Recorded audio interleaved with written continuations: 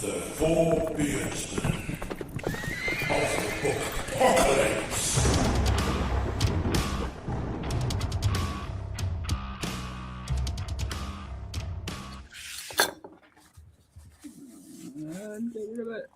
Smooth as silk. We're just doing the whole episode with the welcome screen. Hey, look. Morning, everyone, and What do I afternoon. say? Sorry, welcome. How's everyone doing? Hello. We've got Ben Galley with us. Hello. We do. Welcome. I don't in. have any beverages. Yeah. Oh, no. Rookie I have error. two, as usual. Got plenty of weapons. Hey, No beverages. he's got weapons. Impromptu RPG or what, guys? Ooh. Oh, man. He would be good RPG. Guys. Hold on, Ben. You got it. Yours looked a lot more pristine than mine. Similar, but Ooh, very more nice. intact. I think this one's made out of something cheaper than metal. I've got quite a few things, little weapons here and there.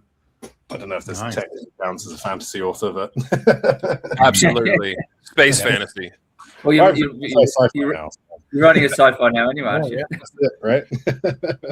I'm allowed a lightsaber. First, branching out into sci-fi weaponry or branching out into sci-fi writing? Both. One leads to the other. One's a gateway, surely. Yeah, I've always loved the plasma sword from Halo. Awesome. The Klingon one, Batleth. I've always wanted a Batleth. That's technically sci-fi, I think. I mean, Star Trek. Yeah. Yeah. Yeah. Awesome. Nice. Well, I just before you get rolling, I just want to say that a few years back when I started this writing business for shits and giggles, you were the person that made self-publishing credible. So thank you. I appreciate that so much. Thank you. It's yeah, I feel like I've been around for a while now. So it's just I've got time on my side in general in terms of kind of like publishing and the self-publishing side of things. But that honestly really means a lot. Thank you. It's one of my Not that everyone else was like, rubbish, but you just made it work, and it was like this guy can do it, and it's not an amateur thing. It's just a different route, and boom. Well, exactly that. That's the thing. A lot of people see self-publishing as a second choice or kind of like a backup prize. And it's not. It's literally, as you said, it's another route to doing the same thing, which is putting books in readers' hands. That is literally it. We just want to tell our stories, and now we have the ability to do so and, create books, and that's amazing. But thank you. Like I said, I appreciate that. Thank you. You must have had like plenty of highlights on the way. Like DB said, you seem to have been around for a long time, like in a good way. Forever. Yeah. Self-published. You're definitely one of the established ones. Thank Yes. you. I'm old as fuck now. Yes. Nah. No, I mean, like it has been quite a mind-blowing journey, to be honest. Yeah, 2010 was when I first kind of delved into the self-publishing side of things, and I had a book. And I thought, I don't want to wait. I don't want to go through the agent process. I want to get this book out right now. And obviously self-publishing, facilitates that with the speed and the ease of it. I mean, there's a couple of steps we're missing. There's obviously, a lot of work behind the scenes, cover, editor, formatter, etc. But yeah, I knew it suited me, and I wanted to get it out there. And yeah, I was lucky enough to kind of publish ages ago now. But yeah, there's been some incredible moments, like just like a lot of, for example, seeing my book on the shelves in a bookstore, obviously lots of events. All of the moments, all the things I wanted to tick off as an author, I pretty much ticked them off. Netflix series is the one I haven't ticked off yet. That's what we want. Tell me this: if you were approached from Netflix or HBO or some other show or something like that, and they said, and they had a check in their hand, how much would your IP matter to you versus being like, I want to have some amount of control versus give me that check? Actually, what would you sell out for? I'm quite cheap. Yeah. I think I would go quite cheap. I think just having the Netflix series on its own would be, I don't know, buy me a coffee or a beer. Not coffee, beer. Absolutely beer. Yeah, I think Brandon Sanderson had the advice: if you're in that situation, take the check and run. Don't even look at it twice, because chances it may not pan out either way. That's the thing. There's a lot of authors I know who have their books kind of on, they've been optioned, so they kind of just have a renewal, which is a great kind of like I mean, it's great for the money. Yeah, that's residual income right there. But I would be like, checking in every 5 seconds, being like, is it being made? Yeah. Have we landed the actor I want? Do we have the lead guy from Vikings? Ooh. Hey. No, who's the guy? Not Stellan Skarsgård, the other Skarsgård, one of the Skarsgård family. Yeah. He's my main character. He is my Fardin from my Emaneska. So, yeah, I mean, in answer to the question, I'd sell out pretty quickly for like a movie or a TV. My one caveat would be I want to be in it. So not as a main character. I'm not that good person. But I just want to be like loitering in the background at some point, like drinking a mead or an ale. You just want to do like the Stan Lee cameo of your own. So that's it. Stan Lee, or even Peter Jackson. He was in each of the 3 Lord of the Rings movies as something different. Yeah. That random guy outside of Prancing Pony, like the walks out. Yes, like drunk guy. 5 watches to see that and actually realize he was in it. So that's kind of what I want. I would love to be in the background. It's like Stephen King in It too. He's the like a bookshop manager. Just chilling. That'd be fun. It's probably not the Ed Sheeran Game of Thrones cameo. That annoyed me for some reason, especially when he started singing. It felt cheap. It felt cheap. Yeah. And when they all got out their Starbucks cups and they're just sipping it, listening to him, one of them put their hair in a man bun. I was like, what show is that? No, that's it. I won't be that kind of appearance, but I'd love to just be in the background. So that's kind of my only caveat with that kind of offer. But I mean, that's always been my big goal. I mean, I think it's a lot of authors, big kind of end goal is having sort of a TV film adaptation. Obviously, fantasy and sci-fi are very expensive to make, so it's kind of puts us, lower down on the possibility chart. But I think it's just, I write I like to think I write cinematically. So I kind of see the kind of scenes that I'm writing in my head, and I just describe them, and they are definitely inspired by huge amounts of films and movies and things like that. Massive cinephile. Like I should be screenwriting, but I'm not. It worked out for Klein. What's his Ready Player One? Of course, that book. I'll spare my opinion, but it was a better movie than it was a book, in my opinion. Ready Player One was one of the few ones that I think, I definitely agree with that. There are a few things that I'm just like, the book did it better, but actually the film did it better in a lot of situations.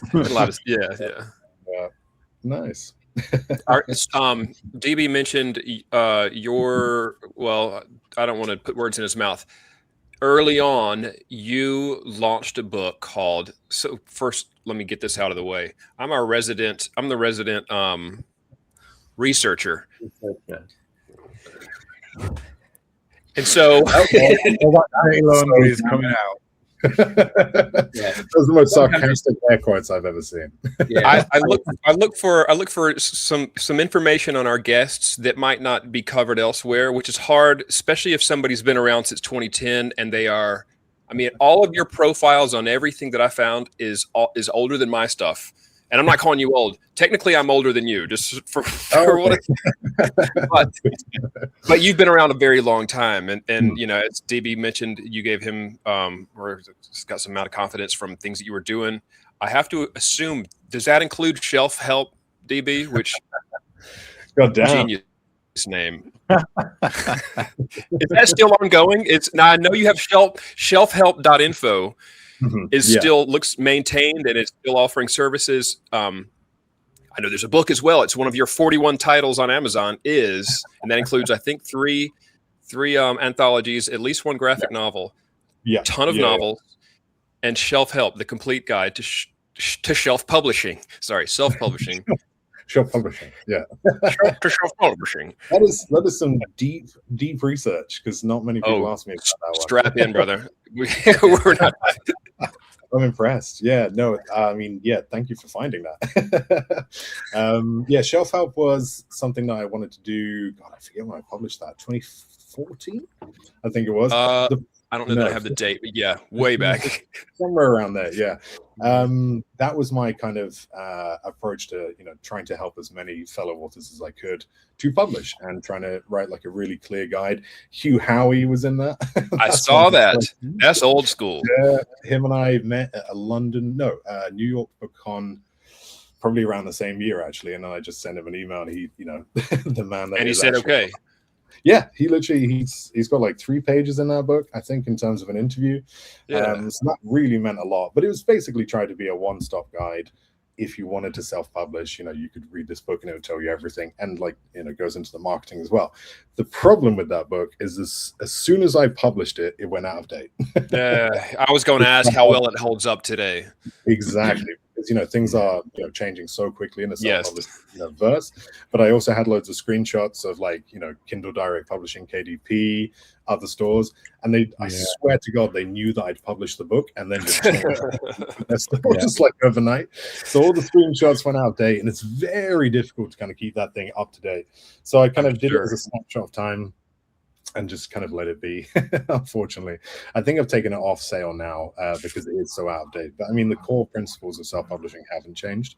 Right. It's become very, very standardized from when I was first doing it back in 2009, 2010. So there's other books out there that are incredible as well. Ricardo Fayette from Readsy's now done one complete guide to self-publishing. So yeah, Shelf Help was a fun process in terms of a book. As a website and as a service, I help. I was working with about a dozen authors this week in terms of just providing consultancy, just to tell them how to market their books, how to publish their books, how to crowdfund their books, anything really. And it's kind of, I think, probably aside from the writing, the best part of my job is helping other authors to publish, because God, when I did it in 2010, there was so much bad advice, and I almost got wrapped into the vanity, the author solutions kind of umbrella, and that's why I've kind of campaigned against them so much, in the years following, is because I almost got shafted for about 10 grand, and that was pounds, 2,000 pounds. That's a lot of their packages are around that. So that's the thing. I almost fell into that trap, and I managed to find my way through. So I really just wanted to help other people do the same thing, because you can get it wrong. You can get the wrong cover. You can, find the wrong editor. There are differences in different, professionals out there, and it's kind of difficult sometimes to really kind of just create your to-do list, and know what those checkpoints are on your to-do list when it comes to self-publishing. So it's, like I said, one of the highlights of my kind of career, my profession is, passing it on as much as I can and really helping people publish. Yeah. That's awesome. Thank you. Did you, back in those days, were you familiar with J.A. Conrath? I think or K.A. Conrath, also a like he and Huey saw eye to eye on a lot, but he was a lot more combative versus traditional publishing, and he only had shit to talk about. He was a hero of mine back in those. Like, I was not published. I was looking into it, but I paid attention to Howie, or to Hugh, and to him. Hugh was on his way to build a catamaran and sail around the entire earth. J.A. Conrath, or K.A. I don't remember, but Conrath rings a bell, and I did see a lot of that back in the day, and there was kind of like two sides to that, where you had the self-publishing stigma. Whereas, like, I was at a book signing that I'd organized myself, and it was in a Waterstones in either Guildford or Woking back in the UK. I think it was Guildford. And this very well-to-do gentleman, wandered up to my little lonely table that I was on, and kind of picked up one of my books and said, "Who's the publisher?" To which I replied, "Me." And I was very happy about this. And I was like, "Me." At which point he put the book down and walked away. I've told that story a couple of times, and it is that self-publishing stigma where at that time, less so today, there's still a little bit here and there, but either way, it was kind of a big thing where if you were self-published, readers would assume that you are basically kind of second best, that you are going to basically have, a book full of massive spelling mistakes, and it's just going to be a low quality product. So I think that kind of, for some authors, generated a kind of a versus situation where you have the self-publishing stigma meets a kind of, well, we're doing it our way, we get better royalties, we can change whatever we want anytime. And a lot of authors, possibly like Conrath, kind of took that on as a, downfall for the big publishing industry. Oh, for sure. Which is a problem. Yeah, I agree. It's a problem because the publishing industry is the precursor to self-publishing. So you can't really kind of throw all under the bus. Publishers, especially in the fantasy community, do incredible work, and are responsible for pushing out a lot of the books we love. So I think I'm hybrid now. I've got no issues, never had any issues with traditional publishing. The self-publishing stigma's waned a lot, so I think it's kind of reached a nice little middle ground now where people don't really see an us versus them. It is just two kind of two different paths. The other side of that, though, is the snooty. There is I'd say a kind of breed of snooty traditional authors that absolutely self-publishing still, and I love it when I come across those. I really do. I met another guy, when was this, about 6 months ago, that almost did the same thing as the signing, but he was another author where he basically found out a self-published and almost walked out of the conversation. And you still find that a little bit, which is, it's kind of funny because I mean I make 75 or 70% of my royalties, but trad. That's the only thing. But yeah, I mean, there's fantastic trad authors, fantastic self-pub authors. I mean, we're like 40 to 50% of the top 100 on Amazon at any given moment in most of the genres. Romance, thriller, fantasy, sci-fi, things like that. We like self-publishing is here to stay. But it's, like I said, it's just the same route to getting the book into the reader's hands. That's all that matters. Yeah. On the regarding being hybrid, you I apologize for specifics.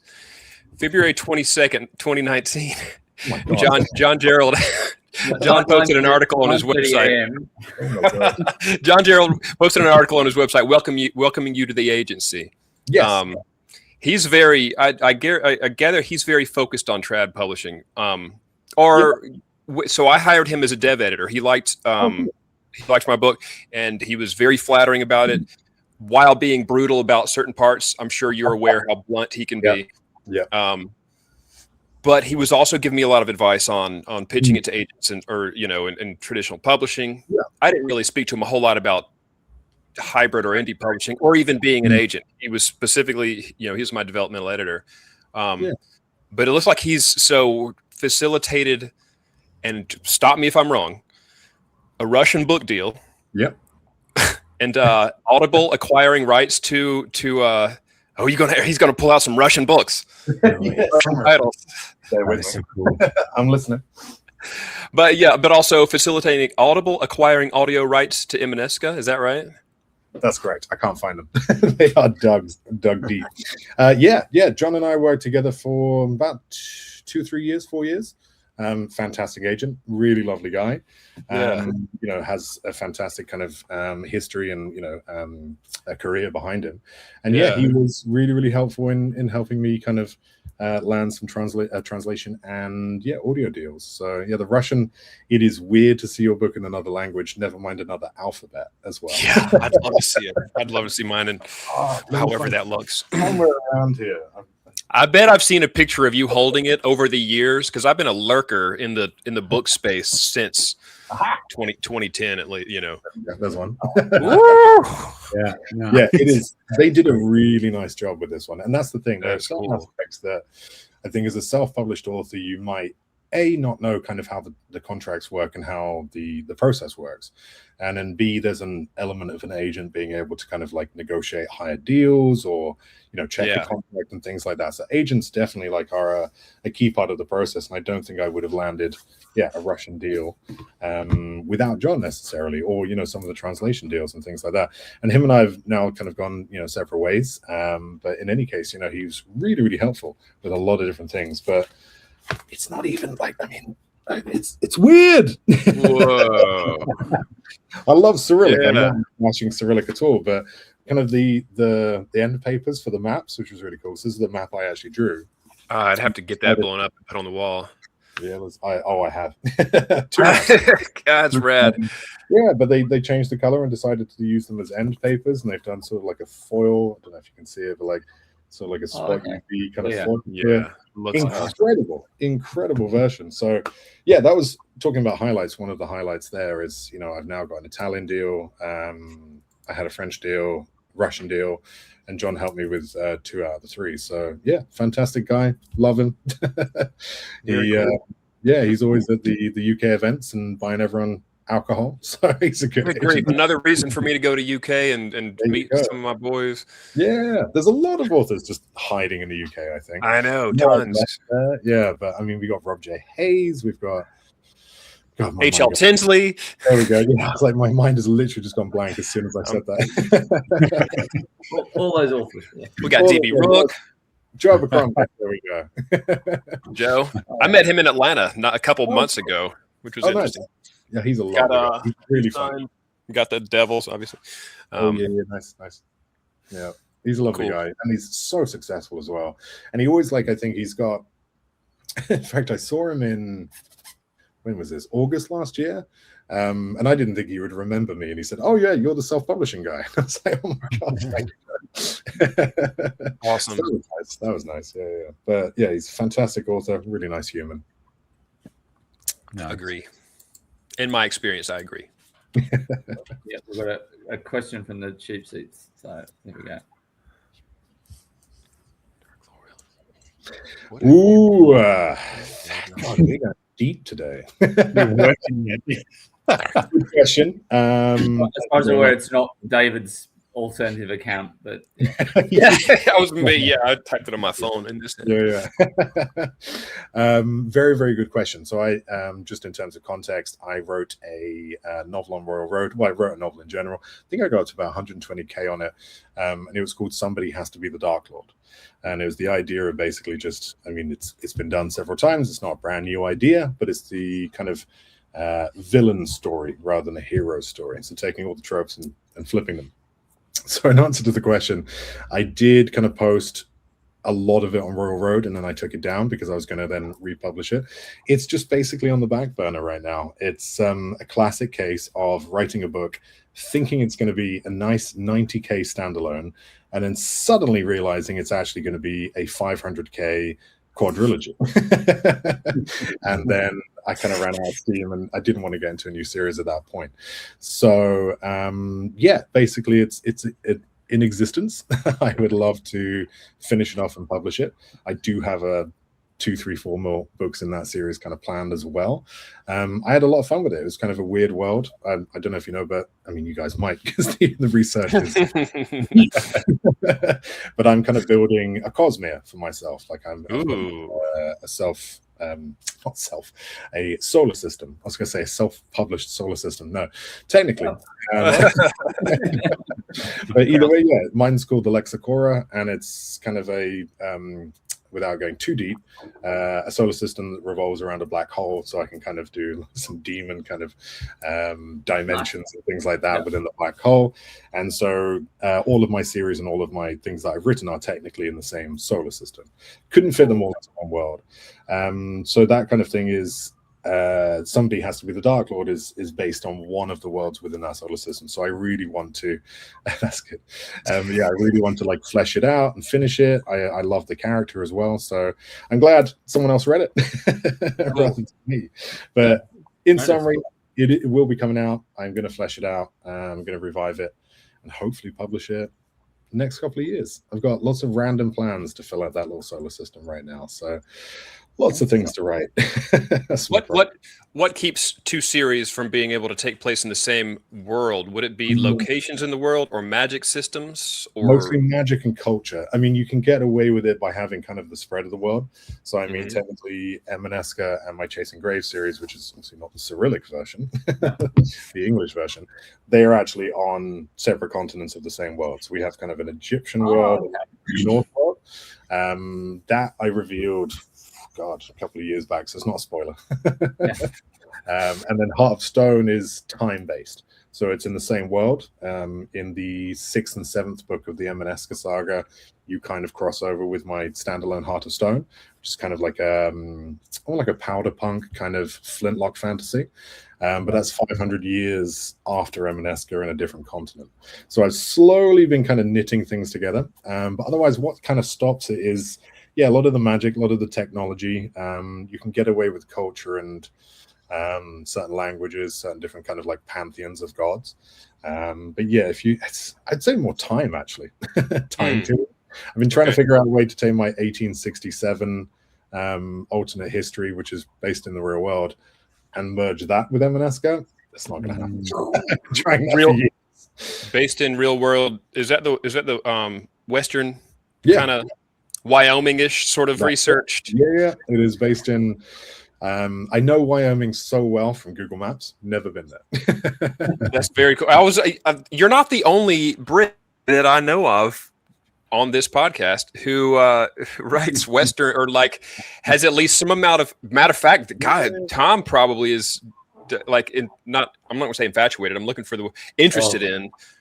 Yeah. You know, Hells yeah. I don't know, frontier, Midwestern U.S. kind of. Perfect fantasy setting. The Old West, definitely. It's got. Weird West is such a good genre, like right, because it just brings in that sort of lawlessness and that sort of anything can happen in the Western side of it. Hang on, it's an exploration of an untapped world, which is all fantasy is really. Let's face it. I agree. It's like civilization right on the edge of being uncivilized due to whatever reason. I'm thinking about like Lonesome Dove. I feel like when I know you say you've never been to Wyoming, but you're able to sort of conjure your own world, say like this is what my impression of Wyoming is, and really let like the creative muse go. Like, why not? Yeah, and that's kind of like, I mean, this is what is this? I've got the third book of the series. More down here somewhere. No, the second one. That's 1 and 2 and 3. But yeah, it was a trilogy. Stumbling over all the Cyrillic versions right now. Well, that's the thing. These are the new ones that my partner Claymore covers. Obviously, you've probably seen her work around. But these are the original. So that's what they originally look like. Yeah. And then you can kind of see the difference. I think a lot better. Oh yeah, it pops more. Thank you. Yeah, I mean that's all Claymore covers work, but it's just like I finished the 4 books of the Emaneska series before as a 7-book saga. I really wanted something different, and I think exactly. Weird West is something that's unfortunately underrepresented, and I think it's we've got some really incredible examples of it. One Night in Sixes is one of my favorite kind of Weird West. Who wrote One Night in Sixes? Good question. wait, was it Tex? Yes. No. Yeah. No. I'm thinking of Tex Arcana. I'm not. That's not. I'm thinking of her name is. It's a girl. It's a woman named. I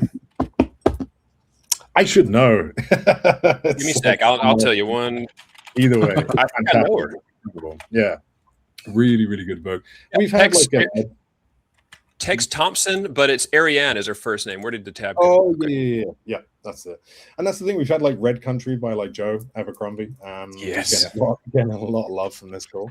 But in any case, like I do feel like it's underrepresented. And there's like if you've got, and I've written like several blogs on this, and like you said, Charlie, it's that like kind of lawlessness, which is very, very similar and kind of very. What I'm looking for, transferable into the medieval kind of world that a lot of our fantasy, books are based in. You do have a lack of laws. You do have kind of a feudalist kind of situation. Each town, village is different. We have central government. So many parallels. We have the gunslinger, the knight, and it's really fun kind of combining magic and guns as well, in terms of like the kind of magic that you can have. Almost like a Sanderson kind of like allomancy is what I kind of wanted to the books. So I went hard into like the blood magic system. So this is my kind of I love a hard magic system, but this is kind of the hardest I've gone. Whereas at the back of the books you have full on Ars Magica, and you have basically in the book you can drink blood if you're able to channel the magic, and then you have, in fact, where is it? Here we go. You have all sorts of different lists of animals and the types of, their blood and what it does to you if you can rush blood. That was a fun experiment that I finished the Emaneska series and I was like, I want to write something completely different. And I accidentally ended up writing something that was very, very different, going hard into the magic, hard into the history. I think the map was probably the funnest part, actually, in terms of that kind of thing. Let's see if I can find it, because it was definitely it's on your website. Yes, indeed. Just messing around with history in terms of what America does or does not like. We have an interesting. empire, Mayan empire, African empires. I did not even notice that. I was looking at your maps today. I did not even notice that was a Florida panhandle down there on that one. Yeah. It's a world that basically the sea levels are slightly higher. The ice kind of shelf of the ice caps are slightly lower. So it kind of like delays exploration and colonization, which is kind of a good thing, to be honest. But yeah, it's resulted in a very different world. But yeah, no, I'm glad that came up, because Scarlet Star is like one of my little kind of passion projects. They're like, it's done well, but it's definitely not, doesn't sell as well as my other books, because I think it is very weird. It's definitely the weird in Weird West. Maybe there'll be a day. Maybe there's going to be a day when Stephanie Meyers 2.0 makes some kind of weird Western, for the common audience, it explodes, and then all the weird Westerns that exist are going to start. A rising tide lifts all ships, or that Fallout series had elements of that weird West. I know it's post-apocalyptic, but it's got that. It does have some Western, the lawlessness. I've never futuristic weird Western all rolled into one. I've never observed the parallels between. I mean, until you've mentioned that, into Westerns and fantasy. Like, you come up on somebody on the road, everybody's hand is next to either their, the sword hilt or the pistol grip, and then like, what's going to happen here? Yeah, exactly. Okay, Every carry on our way. Nightmare. Yeah, that's kind of like what I think about medieval, like the settings and weird Western settings. Cowboys versus Aliens. While it's a film, it's a movie. It exists. Whether it's good or not, it's up to you. I find that quite inspiring in terms of the melding of genres. It was an interesting idea. Execution. I don't remember much about it. It seemed crazy when it first dropped. I remember going, "That is." I like the idea very much. So yeah, the idea is fantastic, and like all props and love and whatever to Jon Favreau, but the second half of that movie fucking sucks. Sorry, but it is just like they lose this kind of, because I like the idea of, I don't know. I mean, do you guys remember it? Like the dude wakes up, it's Daniel Craig. He wakes up and he's got a metal bracelet, and it's an alien weapon, basically. Right. And then you have this kind of like the night scene where all these horses are taken. It has so much like potential, and then it just somehow gets too deep into this weird love story with Olivia Wilde. Blech. Anyway, concept of mixing up kind of super futuristic and super basic, obviously 1860s kind of style, is probably the main inspiration for my new novel, which is, not gonna lie, I've been trying to keep this kind of quiet, but let's reveal it. It's Cowboys versus Aliens, but Vikings versus Aliens. There we go. Oh, nice. If you want a shield wall inside a mothership, I wrote that. Nice. So amazing. That's the plan. You just reminded me of a Super Nintendo game, the Lost Vikings. There were 3 Vikings. You could switch back and forth between them. One was an archer. One was a guy who had a shield, and he could like kind of hover with it, but he could also block. And then there was a sword guy. Oh, maybe not. Anyway, like they end up in an alien ship. That's literally just opened up a little box in my head that I forgot was closed. Yeah, that's so weird. No, I'm gonna have to look that up for some inspiration. I think it was the Lost Vikings. Had a funny soundtrack too. Nice. So can I ask you? In terms of like you're writing a series. At what point do you have to start batting off the new idea for the next series? Almost immediately, DB. Honestly, asking for a friend. So you leave it on one side and you finish what you're doing. I have to. Yeah, I mean, right now I've kind of dipped into a short story that I'm writing for an anthology. Luckily, it's kind of Norse-based because it's based on an Emaneska short story, so I can kind of keep things the same. But if I'm writing a series, usually, like, I get ideas all the time. I literally keep this by my desk, and this has just idea after idea after idea. What am I up to now? I think I'm up to like 150, 160. So it's always a shiny new thing that deserves my attention or is trying to request my attention. Normally that will come in towards the end of the first book or the start of the second. And at that point I have to be like, nope, Nope. Focus on this, and then I try and get myself kind of not re-inspired, but really kind of drill down in where the book could go or the series could go. So I start coming up with ideas for like a book 3, 4, 5, etc., and trying to kind of really come up with the ending before I actually start. So that's the point where I start to drag in things that I've come up with before out of that little book. And yeah, it's kind of annoying. I like with ADHD as well, the new shiny thing is always way more important than the actual thing you have to work on. So luckily this year I'm trying to write 1 million words, so I can kind of concentrate on. I know it's not going well. I'm getting there. I'm like 180k right now. I think when we March is 3 months. I'm almost. We'll see. So luckily I'm kind of focusing at kind of a certain rate where the little shiny ideas aren't as interfering as they normally would be. But yeah, if I kind of slow down my writing or space it out, it's just more time for things to get involved. But it's a good thing as well, because, you know, if a certain idea might be, I'm trying to think of the one I came up with recently. I can't think of it now, but it would be something that actually could be a standalone book, or it could actually feature into the series that I'm working on. Yeah. So a lot of, like, all ideas are good ideas, basically. Most of the time. Some are terrible. But basically, I can kind of use them in different places, even if it's not a shiny whole novel. It can be added to the current elements. Yeah, and a lot of times it will kind of lead something off somewhere that I didn't expect. You know, Chasing Grace did that a lot, because I wrote that in such a truncated time period, because I was trying to write 3 novels in 100 days. Didn't work. I ended up releasing 3 novels in 100 days instead. I was going to ask, is that the one that I think it was a 98-day release schedule that you have? Yeah, that's literally it. Yeah, you've done your research, David. Bro, we're not even scratched the surface just yet. Just wait until he starts going on about your MySpace now. I'm like, oh god, did I like do a hit and run and like? No, I will never. I hope to never embarrass or make awkward a situation. No, I like embarrassment. It's fun. Okay. So 98 days, would you do it again? Was that too quick? I kind of fucked it up, speaking frankly, because I was still writing the 3rd book while I'd released book 1 and maybe 2. Jesus. So I was right to the wire, being like, okay, I need to actually finish this book before I put it out there. So I think on the release of the 2nd book, I'd finished book 3. So then I had like 30 days to get it ready, and it's like, I say most of it was written, but I started to go through editing and things like that, so there was kind of an unfinished aspect. But yeah, that was a bit tight. Would I do it again? Yes, but I would have the books. Like, would I? No, I would do it again. Algorithmically, it's good.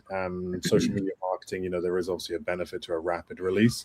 In terms of, actually finishing the books, I would do that first, and then plan the release 3-6 months out, that kind of thing. And I think that's like a holy grail for a lot of authors, because it allows you to kind of do things like Patreon Royal Road releases, because there's obviously a lot of like synergy between those 2 platforms.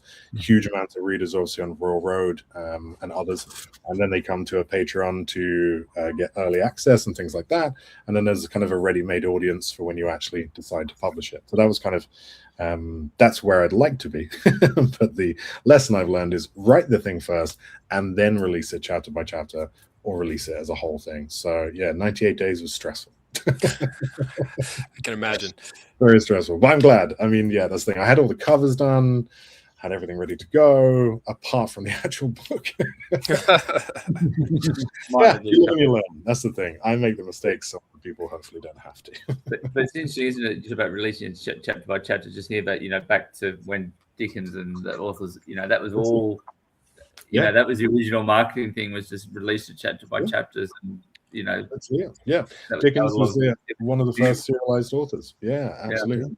Him and Virginia. I mean, you could say like people like Dickens and Virginia Woolf, people like Twain. All of the kind of masters. They're technically self-published.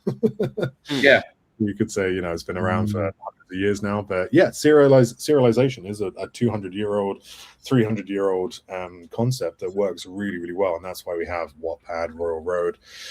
blanking on the other one that's really big at the moment as well. But in any case, yeah, it's fantastic, and I personally can't do it, but it's what I think readers are used to through Netflix, Prime, things like that, like Fallout, episodic. Episodic, exactly. It's annoying that we get to the end of our binge session and it's like new episode coming in 1 week, and you just want to like tear your house down. I think that's the thing we are used to, so therefore it kind of lends itself to books as well. And yeah, I have people on my Patreon. I'm going to start releasing my new Viking alien invasion thing episodically on my Patreon, and I know there are some people that literally will not look at it until it's like all complete because they can't separate on a week-to-week basis. But otherwise, yeah, it's something that I like. Yeah, as a kind of a watcher of TV and film, but also as a reader, I like episodic content, especially when you're reading multiple things at a time. You can kind of space things out. What I like, yeah. When you release them like that, will they be?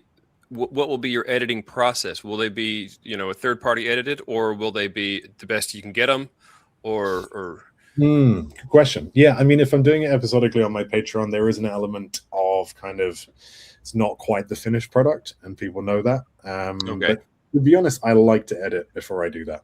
So I probably will party edit. I don't like AI, but I will use certain kind of like Grammarly tools, things like that, to kind of improve my level of writing, and then work with a professional. Yeah, just to catch the silly mistakes and things like that. I mean, like, God, when I first published, I couldn't afford an editor, and I definitely suffered the kind of backlash of that because it was just full of mistakes. My first book, let's be honest, editing is a skill, and that's why people are paid lots of money for it. An author is almost kind of like biochemically unable to edit. Blind. Yeah, literally, you will go blind. You will kind of read the same sentence, your brain then fills in the gaps and shows you a sentence isn't actually there, that kind of thing. So definitely, like, I'm always a massive proponent of working with professionals, working with people like editors, cover designers, because human-made art or human input into a creative process is absolutely necessary, whether it's the author, the creator, or a combination of third parties as well. So yeah, I'll probably get it polished up because I think that just greases the wheels. That's what scares me from doing something like that, is that I've read my drafts that are before the final product, and I don't think anything before the final product of mine should ever see the light of day. But we're all created, all us writers, we're all created differently. Everybody has a different level of abilities. No, that's it. And some authors are really good at actually being self-editors. I know people like Zamel Akhtar, for example, doesn't necessarily work with editors. He'll work with a huge amount of beta readers and kind of do a sort of a different process there. And that's the thing with self-publishing. It kind of it's malleable, and it's movable, changeable to suit you, your budget, your time, skills, etc. But for me, I know I'm just shit at editing. What's that? The old adage is like the best way to find a spelling mistake in your book is write it, publish it, wait 6 months, and then open it in a wrap. It's true. The best way to that's it. So Speaking of Zamil, and I don't know exactly how to pronounce, you've interviewed a lot of writers on your YouTube channel. Him, Travis Baldry, Andy Peliquin, Michael Miller, Anthony Ryan, lots and lots of Andrea Stewart, the Snyder Fletcher duo. Lots of people. Will you, and this is a two-part question, will you revive those interviews? I noticed it had been a couple years since. And also, will you revive the Ben cast? We've got 94 episodes of the Ben cast. You have gone deep. Yes, it's kind of my 10-year-ish kind of journey, just me chronicling being an author. I literally remember the moment where I was like, I'm going to bring the Ben cast to an end and start something new. And it was the week before COVID. Oh, shit. Wow, yeah. Might be for the best. That's it. The last Ben cast, I think, is me at a campsite on Vancouver Island. I'm pointing that way because it's over that way. And I remember saying, I'm going to do a new, I remember this like it was yesterday. I was going to start a new series, which is me traveling all around the world, writing in different places. And it's going to be called Road to a Million, either $1 million words, $1 million, million sales, whatever. I remember starting that, and then quite literally the next week, I was walking down the street in Victoria, and there were no cars, no people. It was pandemic central. And so since I felt like that was, not to make the pandemic all about me or anything, but I felt that was the universe being like, no, no, you're not. Sorry, you had this idea, get fucked. So yeah, I kind of just drew a line there, unfortunately, and I do keep coming back to it, and that's when I did, the author interviews. The interviews, okay. Yeah, exactly. So I kind of morphed my YouTube, but now I'm kind of focusing a lot more on like reels and TikToks and things like that, and short form content rather than long form. But those interviews are great. It's great, chatting to the people that either I hold in high esteem, like Andrea Stewart, Travis Baldry, etc. Not that I don't hold the others in high esteem, just mentioning a couple. Andy Pelican. No, I love him. Yeah, I was going to say certainly not Andy. Yeah, he's great. He is. Actually, no, he's in the UK. I was going to say he's like 40 miles that way right now. Well, that's awesome. That's great. But Sebastian de Castel keeps bothering me because he was never a guest on those author lounges, and I stopped it just before I was going to. Shit. Every time I go for brunch or like a coffee with him, because again, he's literally like a stone's throw that way. He winds me up about it, so I might just do one for him. One off.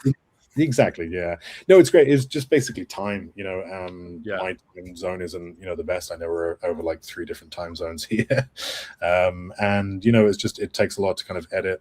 You guys know, obviously, you do this, and video editing can take quite a while. That's why we skip. That's why we totally skip the editing process whatsoever. And we decided early on that's an aspect of our channel that we're not going to focus on. There you go. So it just takes a while, and it's I hate it. I hate editing video.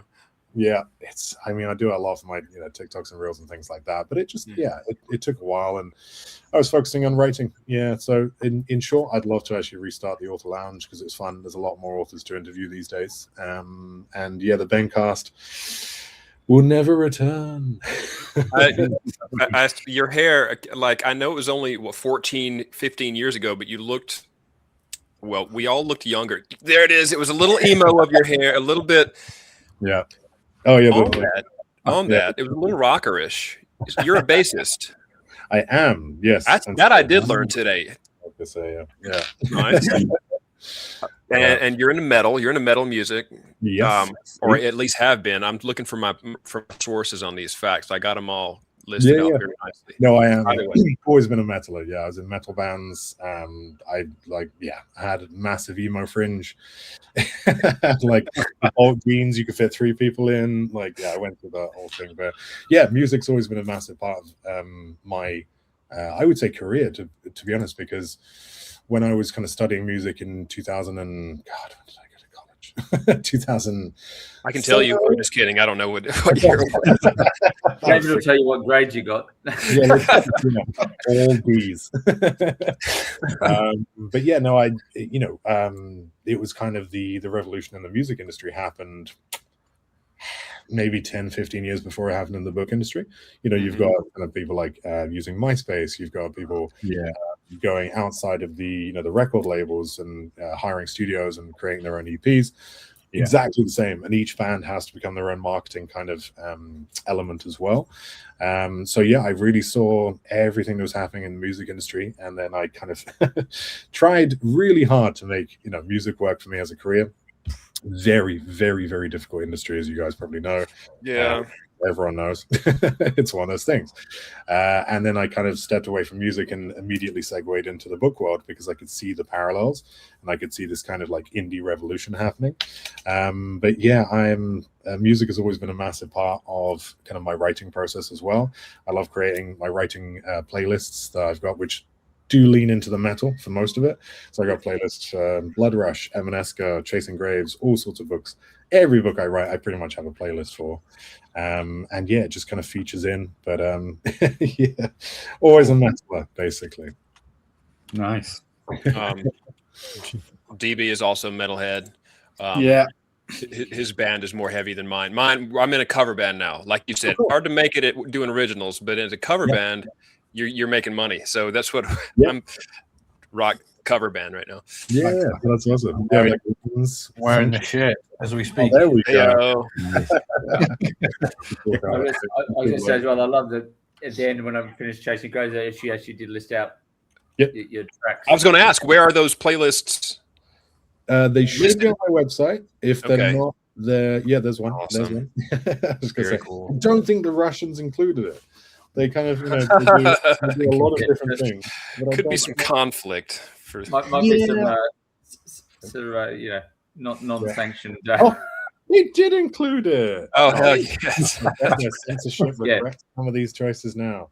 I'd never actually Yeah. looked for that. So yeah, I mean, like I have quite an eclectic. Oh, everyone says they have an eclectic taste. Jesus, They Christ. do. Everyone does. But I mean, today I've been listening to the June 3 like I don't know if you've seen the trailer for June 3, but there's that kind of smoke chant. Oh, yes. Well, not from his Oh, yeah. language. I forget the language now. Oh, how embarrassing. In any case, yeah, so that kind of like 6A chant that they have, I've been having that on repeat. And then I went to some random indie stuff from like, oh yeah, what was it? Yeah, some Kooks and some Killers, and then I'll be going into like soundtracks, things like the soundtrack of The Judge, anything by Thomas Newman, basically. So yeah, I like to listen to a lot of different things, so they do kind of find their way into my playlist. But there is a lot of metal. Cool. I'm being attacked by a fly. I wondered if that was real. I was like, is that in my room or is that? Yeah. I'm trying to stay on brand as being Australia as well. If it's like I'd imagine something just crawling across your wall, like Highly venomous, of course. If you see me jump, then it's something serious. It's big. I like to send the guys the pictures of the critters and things that are around the house. They're under his desk right now. I have a big respect for Australians, but my God, in terms of like my insectophobia on the place if I want to travel, I have to say just purely because of the creatures. It would take a lot for me to come to Australia. I'm waiting. It is funny because I don't know who when they thought let's put the top 10 venomous whatever's and we're going to put them all in the one place. Yeah.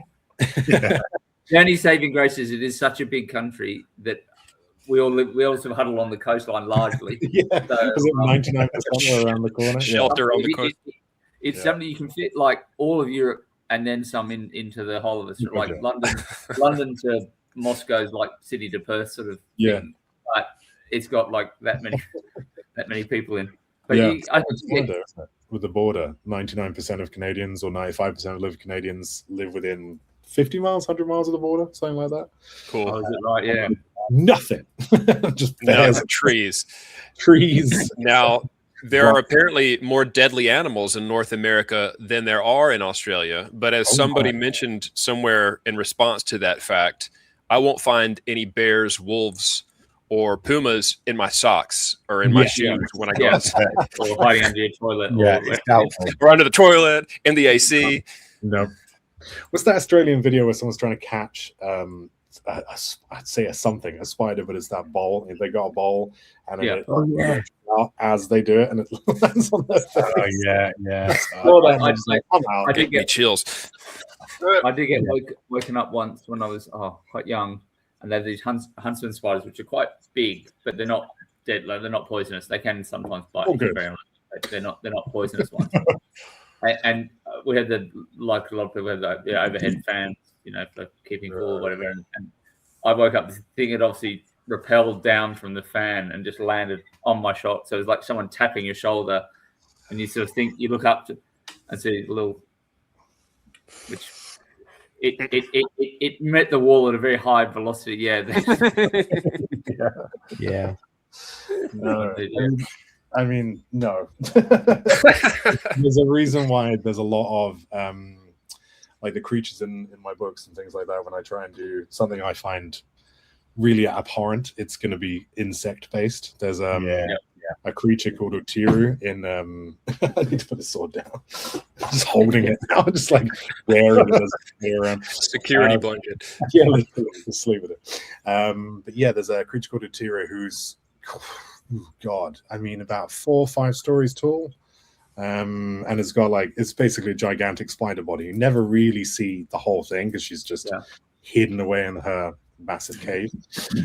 But her face is kind of this protrusion that looks human. She wears different masks and things like that. So that was basically my nightmares. And like even in Chasing Graves, that's an Emaneska. Chasing Graves, there's a spider creature I hate. New kind of like arboreal West Coast inspired fantasy that I co-wrote with David Estes. There's a creature called a Thrantos, which is half spider, half centipede, and about the size of a bus. So I'm definitely challenging my insectophobia through my books. Have you been romantic a liar and bug spray to a cockroach? I've done that to a spider in my home for sure. Just yeah, that's why I write big books, because you can just use them to kill spiders. Blam! It's true. Yeah, nice. You made me think of DB's book Residuum, because there are spiders living on asteroid. Well, there's all sizes of spiders, but the ones that are living on the asteroids are big enough to catch a spaceship. Yeah. So I've got real issues with spiders, but I think why do y'all do it? The ones with issues propagate the fear by then putting them in books that last forever. I think must be the most You're going to say that Adrian must be paralyzed with fear. Oh man, yeah. So you were saying DB? You were saying something? Sorry, just I don't know. There's something about the size of a spider. I think if I came across a spider that was the size of a dog, this might sound insane.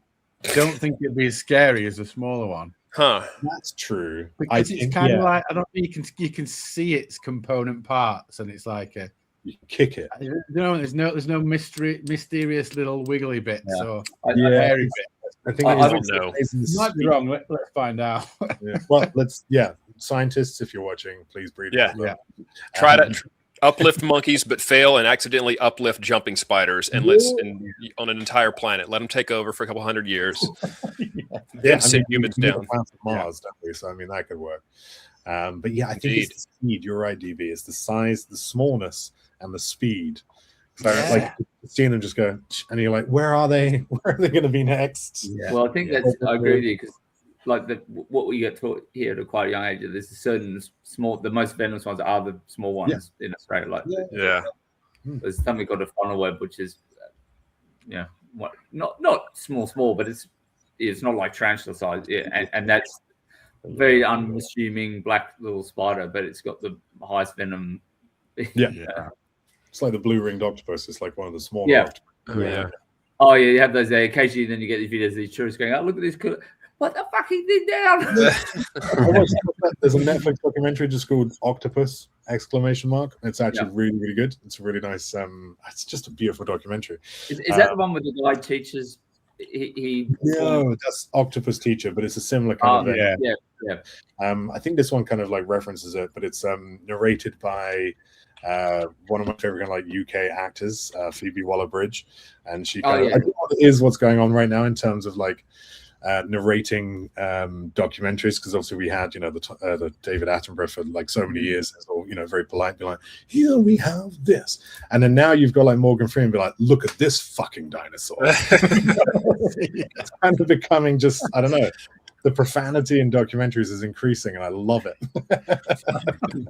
Just hearing Morgan Freeman be like trying to pronounce, I don't know, paraphilosopher, I can't even pronounce it. Paraphilosopher. One of those. It's just great. But that Octopus documentary is very similar. It's very kind of like tongue-in-cheek, profane. It's really, really good. But there's a video in that where a woman just finds this like, oh, look at this beautiful octopus on the beach, and picks it up. And luckily the thing doesn't, I don't know, do they sting? I don't know how. Right. If you see one, we'll intently hang around to have a look at it. So. Yeah. And it's literally just moving around in her hand. I'm like, you are holding something that could kill 100 men in seconds. You're like, oh, look how beautiful it is.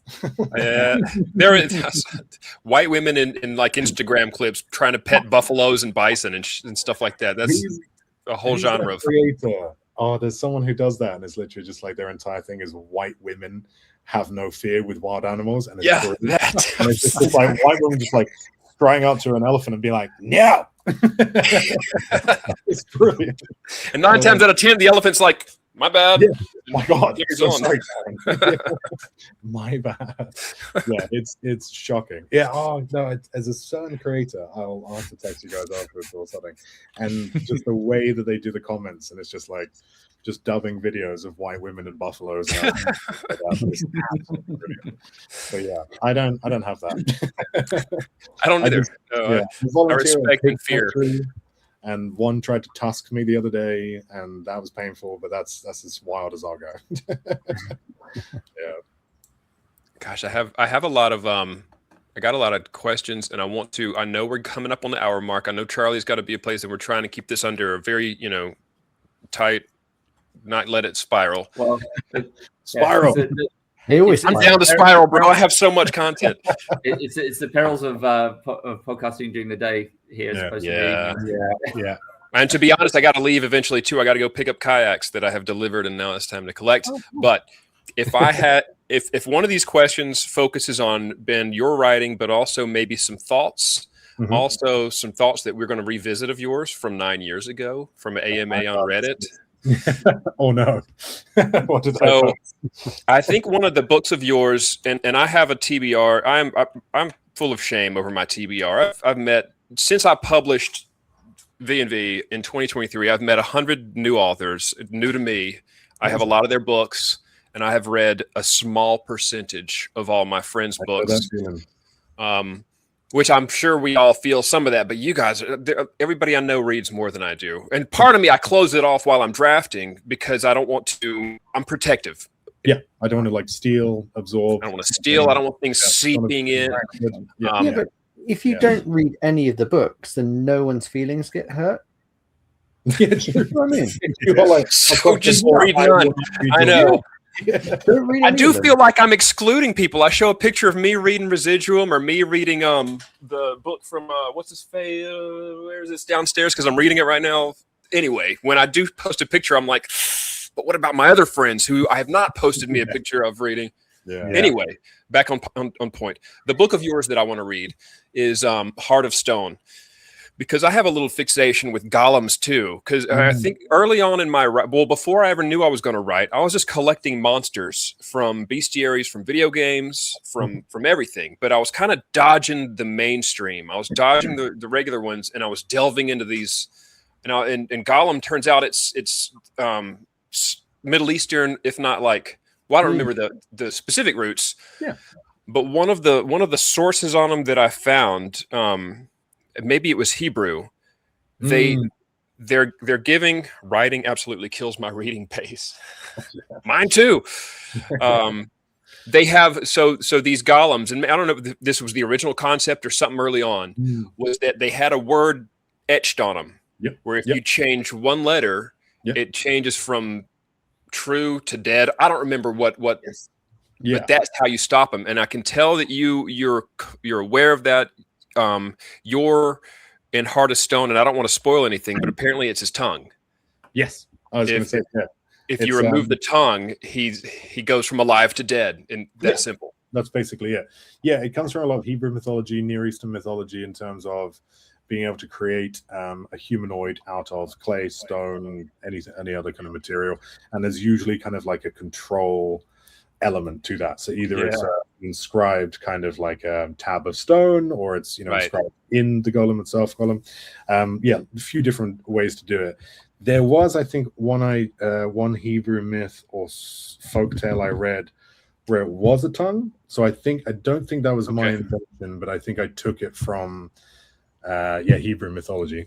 Shamelessly stole it. No, bro, nobody knows. Nobody pays attention to these B-side monsters like that. And that's it. Yeah, and it's one of those things that you don't see a lot of them in mythology. No. I think the last book I read was Nick Eames. Was it Bloody Rose? There was one in I feel like there's a golem in Bloody Rose or in his world in general. Yeah. In any case, you don't see them a lot. And like the inspiration for Task in Hearthstone is kind of like the Thing from Fantastic Four. That kind of thing where it's just like it's just human stone or an animate stone.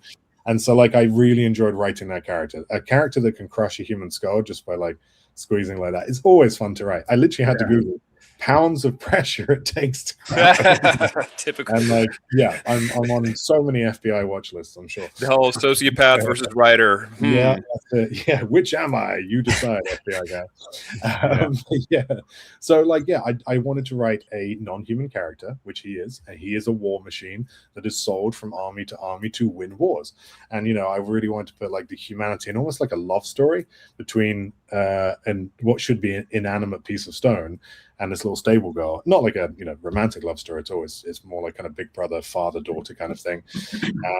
But it just, I wanted to show kind of the perils of war from a non-human perspective, and the golem just kind of suited that. I could have gone for something like like a troll, dragon, something like big but not necessarily made of stone. But I just thought like if you're going to hire a war machine and spend your last gold pieces, why not get like a 9-foot stone man? He doesn't expire. He doesn't age. Yeah. And like cannonballs hit him and bounce off because it's kind of that Flintlock fantasy I was talking about. Yeah, you're selling it. Yeah, the thing is he hates killing. And that's what I love about Task. And this is one of those things where it's just that classic kind of annoying author thing where like, oh, the book just wrote itself. It kind of did. No, I get it. Well, so yeah, Task definitely wrote himself. Yeah, it's his story, 100%. There appear to be parallels to Frankenstein in there as well. You answered a question on AMA thusly. Let's see. Then there's the AI style stuff. You said in the question of whether if something talks, walks, and looks like a human, is it a human?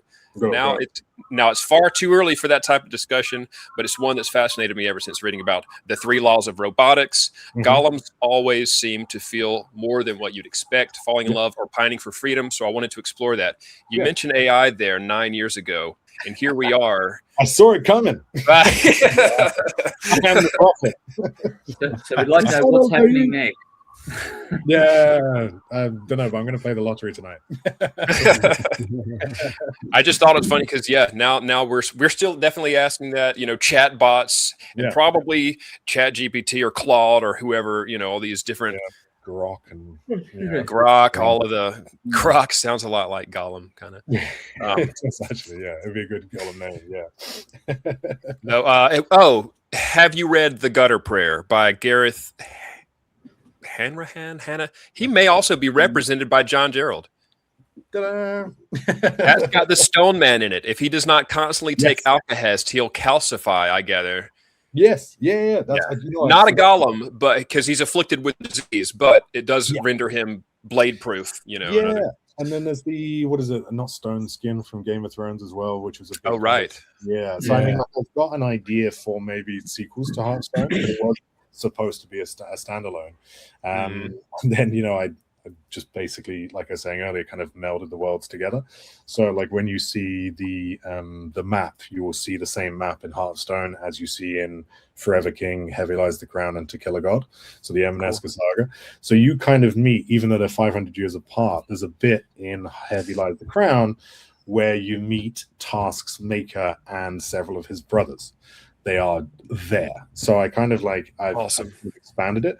But yeah, that was a huge kind of inspiration in terms of really in terms of just like being blade-proof, being bulletproof, that kind of thing. But what if you are, it's like when you play like any sort of computer game, if you get to the point in, I don't know, Elder Ring, Skyrim, something like that, where you can just be like, Mammoth dead. Yeah. Oh dead. I'm always an archer, that's why I'm doing that. But that's the thing, it kind of gets a bit boring. So then what do you do with the rest of like what is your story at that point? If you're OP in your world, what is actually the story you're going to be telling, or what is most important to you? And that's kind of how I like to write. I always when I'm doing planning, I'll always do a loves, a hates, a needs, and a wants. And that's how I map my characters. So I'll in this new book I have a character that has an irrational fear of chickens, and then love gemstones, needs love from this character, and then loathes this, or loves, hates, etc.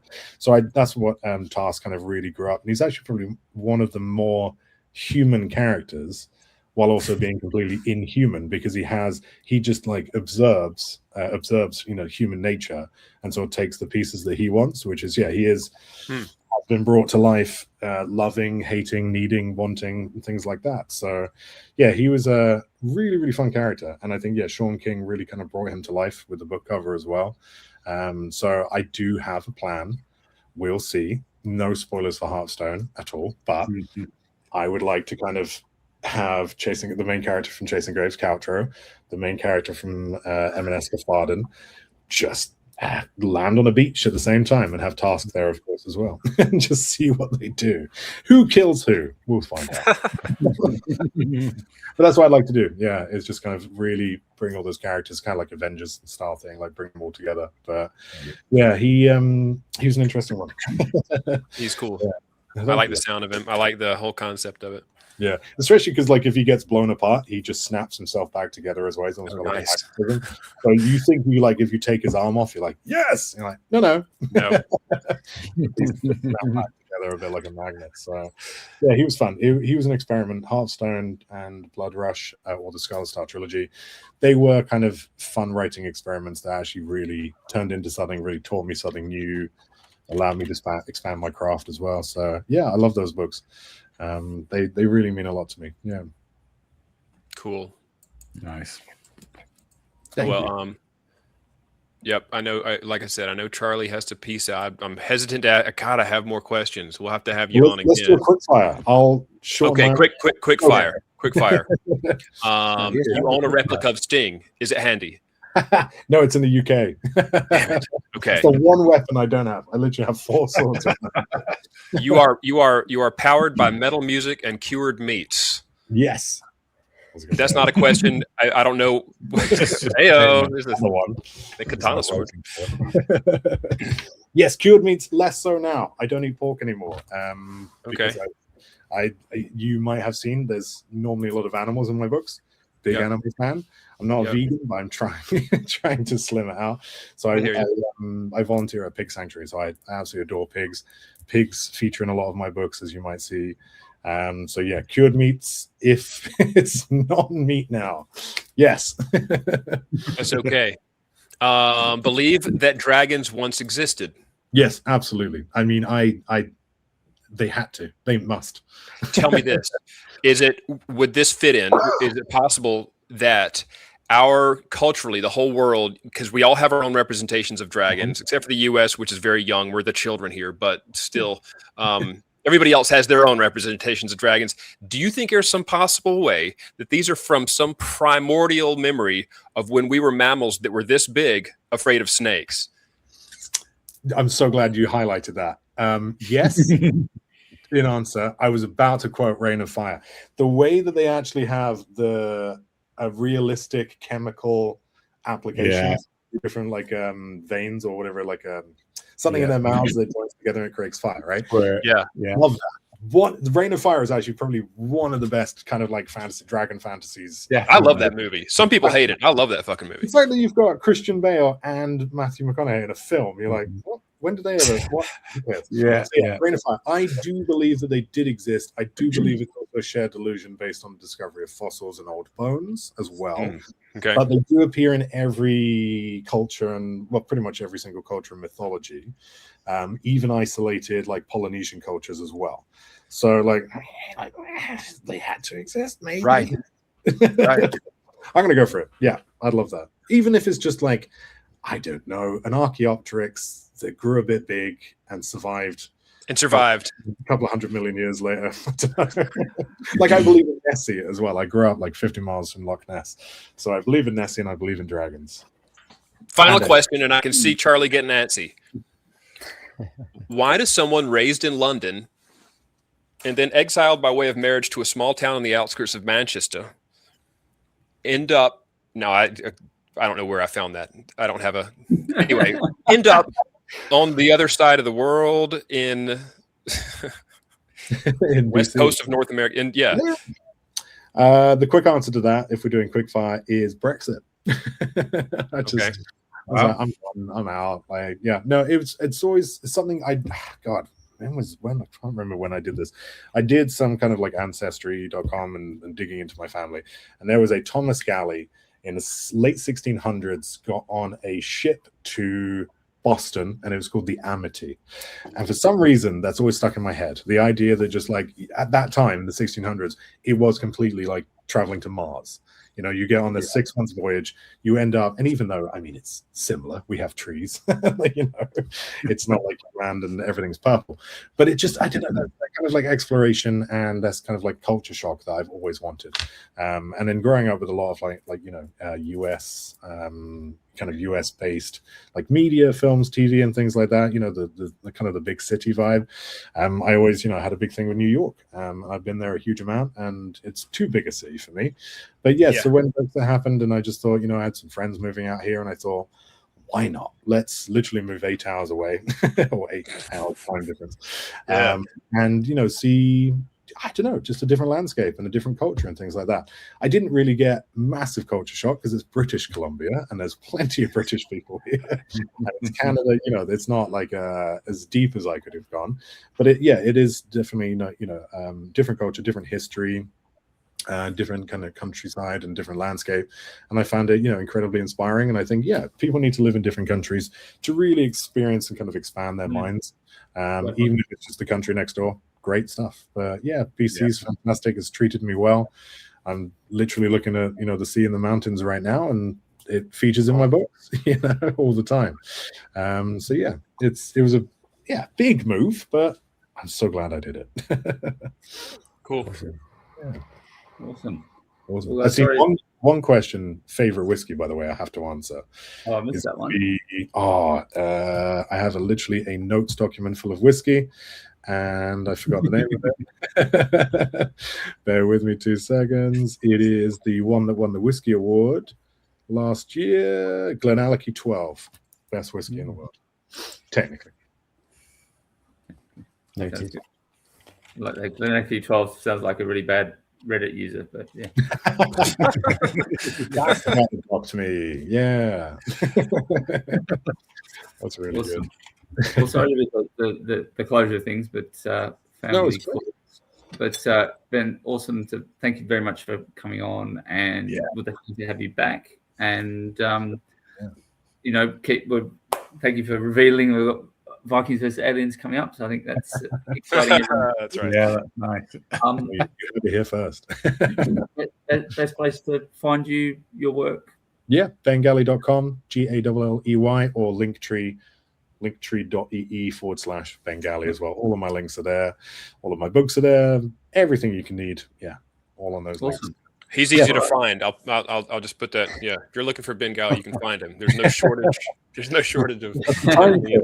Yeah, that's just being around for long. It's good for SEO. For sure, 100%. Molly, Stevie, David, Tom, thank you so much. Really appreciate being here. Love you, Thanks for joining us. Yeah, thanks for these guys, and we'll have you back soon. Absolutely, yeah. Count me in. Well, we'll peace out, enjoy yourselves, and we're back in a couple of weeks, but I can't remember what. We're chilled. I love it. Professionals as always. Yeah. Oh, yes. Cool. All right, guys. Well, thanks very much, and we'll see you very soon. Thank you. Bye.